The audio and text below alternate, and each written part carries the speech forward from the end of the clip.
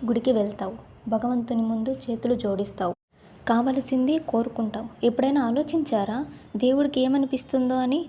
నా భక్తులు నా దగ్గరికి వచ్చేది నా కోసం కాదు, కోరికలు కోరడానికి మాత్రమే అని. అందరూ గుడికి వెళ్తారు, తమ తమ కోరికలను దేవుని ముందు పెడతారు. ఒకవేళ కోరికలు నెరవేరకపోతే నిరాశ చెందుతారు. మీరు గుడికి వెళ్ళినప్పుడు భగవంతుని ముందు కూర్చోండి, నమస్కరించండి, ధన్యవాదాలు చెప్పండి. దేవా, మీరు నాకు ఏదైతే ఇచ్చారో దానితో నేను సంతోషంగా ఉన్నాను, కానీ నాకు మీ మార్గదర్శనం చాలు. నేను చేస్తున్న కర్మల ద్వారా నాకు లభించేవి అన్నీ నాకు అందించండి అని కోరుకోండి.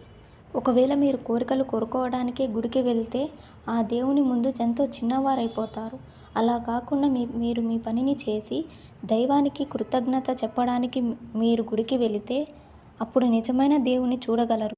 ఆ దేవునికి చెప్పకుండానే మీ కోరికలు నెరవేరుతాయి.